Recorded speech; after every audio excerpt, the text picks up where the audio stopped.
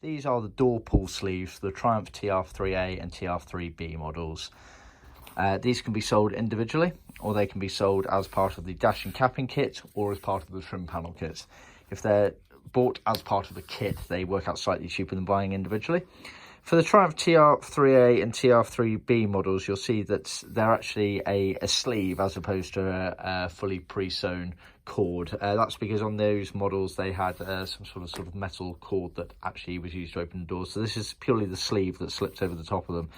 These have been made in midnight blue leather, as you can see.